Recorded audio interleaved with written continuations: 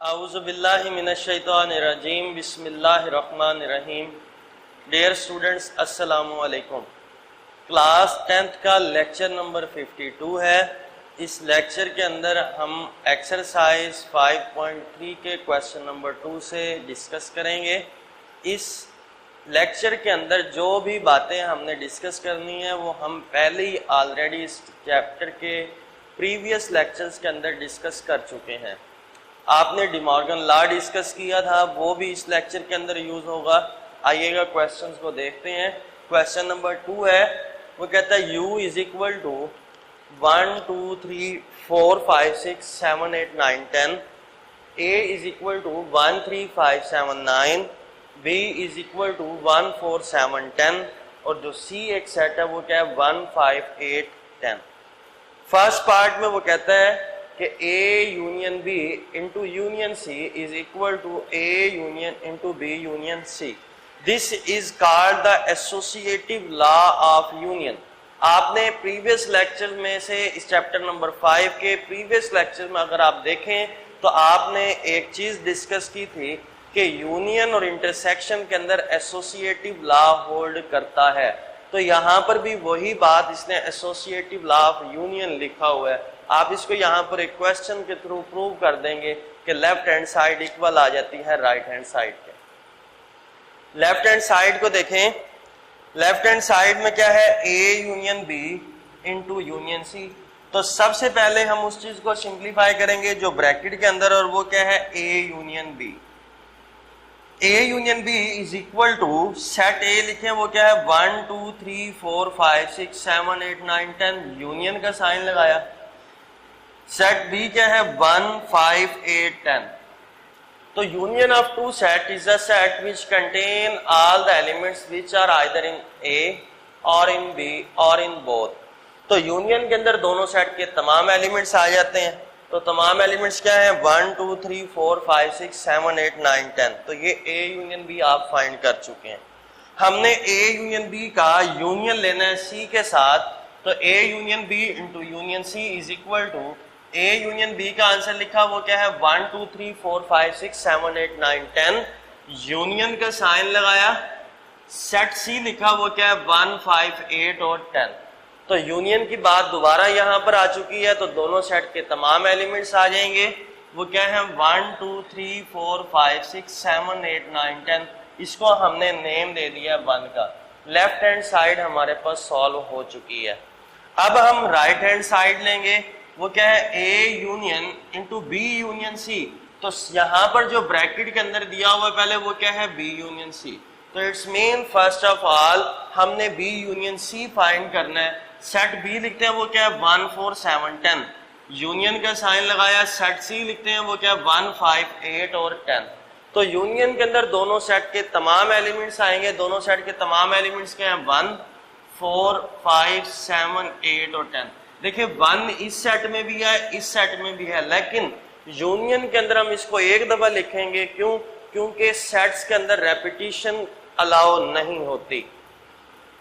ये B union C हमने find कर लिया है। हमने ये चीज फाइंड करनी थी कि A union into B union C। तो सेट A लिखेंगे वो क्या है 1 2 3 4 5 6 7 8 9 10, उसका यूनियन लेंगे B यूनियन C के साथ। उसका ये हम फाइंड कर चुके हैं, वो क्या है 1 4 5 7 8 10। तो दोनों सेट के यूनियन के अंदर दोनों सेट के तमाम एलिमेंट्स आ जाएंगे। तो 1 2 3 4 5 6 7 8 9 10, इसको नाम दे दिया 2 का। तो फ्रॉम 1 एंड 2, ये 1 थी, ये 2 थी इक्वेशन। तो from 1 and 2 left hand side is equal to right hand side. इसी तरीके से क्वेश्चन नंबर 3 का सेकंड पार्ट में यहाँ पर यूनियन की बात है, तो वहां पर इंटरसेक्शन की बात होगी। वो आप क्वेश्चन खुद इजीली सॉल्व कर सकते हैं। नेक्स्ट इसका थर्ड पार्ट करते हैं। वो कहता है कि आपने वेरीफाई करना है कि A union into B intersection C is equal to A union B intersection A union C। तो बेटा हम लेफ्ट हैंड साइड लेते हैं। वो क्या A यूनियन इंटू B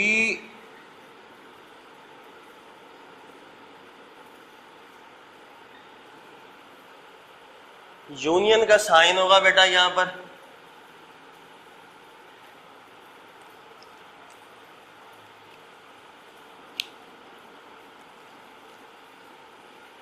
हम सबसे पहले जो चीज ब्रैकेट के अंदर है वो क्या है, बी यूनियन सी।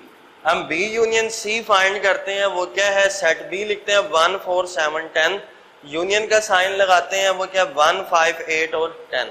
यूनियन के अंदर दोनों सेट के तमाम एलिमेंट्स आते हैं, तो 1 4 5 7 8 10 आ जाएगा। हमने A union into B union C find करना है। सेट ए लिखते हैं, वो क्या है 1 2 3 4 5 6 7 8 9 10, उसका यूनियन लेते हैं सेट बी यूनियन सी के साथ जिस हम फाइंड कर चुके हैं, वो क्या है 1 4 5 7 8 10।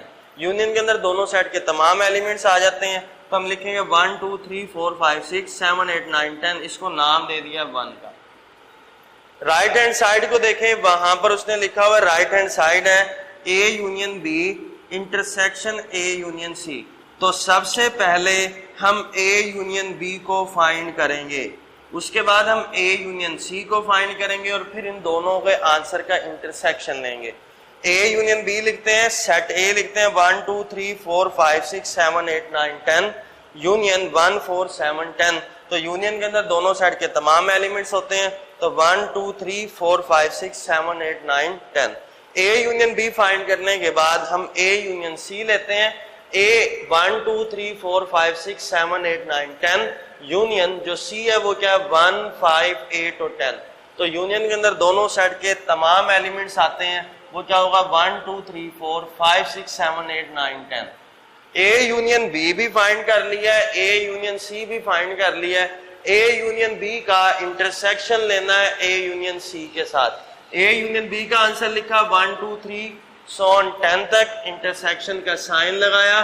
ए यूनियन सी लिखा 1 2 3 10 तक। इंटरसेक्शन के अंदर दोनों सेट के कॉमन एलिमेंट्स आ जाएंगे, तो कॉमन एलिमेंट दोनों के अंदर क्या है 1 2 3 4 कहां तक, 10 तक। इसको नाम दे दिया 2 का।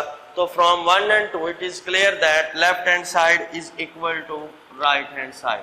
तो ये चीज हमारे पास प्रूव हो चुकी है। तो क्वेश्चन नंबर 2 के रिमेनिंग पार्ट्स को आप इजीली खुद सॉल्व कर सकते हैं। नेक्स्ट क्वेश्चन नंबर 3 के पर डिस्कस करते हैं। क्वेश्चन नंबर 3 में हमने डिमॉर्गन्स लॉ को वेरीफाई करना है। आप डिमॉर्गन्स लॉ पढ़ चुके हैं, उनका प्रूफ भी कर चुके हैं। डिमॉर्गन के 2 लॉज थे। पहला जो लॉ था वो क्या था कि ए यूनियन बी का जो कंप्लीमेंट है वो इक्वल है ए कंप्लीमेंट, यहाँ यूनियन था तो इंटरसेक्शन आ जाएगा। और दूसरा क्या है ए इंटरसेक्शन बी का कंप्लीमेंट, ए कंप्लीमेंट इंटरसेक्शन तो यहाँ पर यूनियन आ जाएगा। इन दोनों लॉज में से यहाँ पर मैं फर्स्ट जो लॉ है ये जो मैंने लिखा हुआ है इसको मैं वेरीफाई कर रहा हूँ, सेकंड को आपने खुद करना है। If u is equal to n, a is equal to phi and b is equal to p। u is equal to n का मतलब क्या है, जो सेट u है वो है n, n is the set of natural number. a is phi, it's mean empty set है, इसमें कोई एलिमेंट नहीं है। b is equal to p, b is the set of prime number. Prime number वो होते हैं जो या तो अपने आप पर डिवाइड हो या 1 पर डिवाइड हो। तो वो कहते हैं वेरीफाइड डिमॉर्गन लॉ। हम सबसे पहले u लिखते हैं, u is equal to 1 2 3 4 so on, क्योंकि उसने ये नहीं बताया कि फर्स्ट 10 नेचुरल नंबर या फर्स्ट 5 नेचुरल नंबर, उसने यही कहा कि सेट ऑफ नेचुरल नंबर। और हमें कहीं पता है कि नेचुरल नंबर कहाँ पर जाके खत्म हो रहे हैं। a is equal to 5, b is equal to, b इसने कहा था प्राइम नंबर, तो प्राइम नंबर क्या है 2 3 5 7 so on। हम सबसे पहले लिखते हैं कि डिमॉर्गन लॉ, फर्स्ट लॉ जो मैंने यहाँ पर लिखा हुआ है, a यूनियन b का complement is equal to a complement, यहाँ यूनियन था तो इंटरसेक्शन हो जाएगा b complement.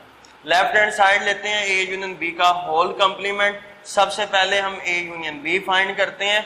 a is set empty set, union b जो था वो क्या था 2 3 5 7 11 so on। यूनियन के अंदर दोनों सेट के तमाम एलिमेंट्स होते हैं, तो 2 3 5 7 11 so on, ये आ जाएगा a यूनियन b। हमने a यूनियन b का कंप्लीमेंट लेना है, वो क्या होगा u minus a union b। Universal set में से a यूनियन b को माइनस कर देंगे। u क्या है 1 2 3 4 so on, minus a union b का हम ऊपर फाइंड कर चुके हैं 2 3 5 7 11 so on। तो इस सेट के कौन से एलिमेंट्स हैं जो यहाँ पर मौजूद नहीं है, तो वो है बेटा 1 4 6 8 एंड so on। इसको नाम दे दिया 1 का। राइट हैंड साइड लेते हैं। राइट हैंड साइड है a intersection a complement intersection b complement. सबसे पहले a कंप्लीमेंट फाइंड करें। a कंप्लीमेंट इक्वल होता है u माइनस a के। सेट यू लिखते हैं वो क्या 1 2 3 सो ऑन माइनस ए जो था वो एम्प्टी सेट था। तो इस सेट के कौन से एलिमेंट्स हैं जो यहाँ पर मौजूद नहीं है, तो कोई भी एलिमेंट मौजूद नहीं है, तो ये सेट 1 2 3 सो ऑन आ जाएगा। इसी तरीके से अब हम बी कंप्लीमेंट फाइंड करते हैं। बी कंप्लीमेंट किसके इक्वल होता है, u माइनस बी के।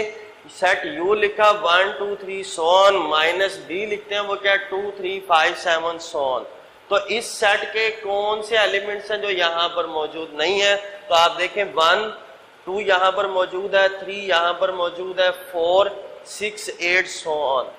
अब हमने a कंप्लीमेंट भी फाइंड कर लिया है, b कंप्लीमेंट भी फाइंड कर लिया है, तो a कंप्लीमेंट का इंटरसेक्शन लेते हैं b कंप्लीमेंट के साथ। a कंप्लीमेंट लिखा 1 2 3 4 5 so on, intersection b complement लिखा 1 4 6 8 10 सो ऑन। तो इंटरसेक्शन के अंदर दोनों सेट के कॉमन एलिमेंट्स लिखेंगे और जो कॉमन एलिमेंट है वो क्या है 1 4 6 8 सो ऑन, इसको नाम दे दिया 2 का। तो from 1 and 2 it is clear that left hand side is equal to right hand side. तो बेटा इस क्वेश्चन नंबर 3 का के अंदर आपने डिमॉर्गन का जो सेकंड लॉ है उसको खुद प्रूव कर सकते हैं। तो क्वेश्चन नंबर 2 और क्वेश्चन नंबर 3 के आप खुद रिमेनिंग पार्ट्स को सॉल्व करेंगे। इंशाल्लाह ताला नेक्स्ट लेक्चर के अंदर हम इसे नेक्स्ट कंटिन्यू करेंगे। अल्लाह हाफिज़।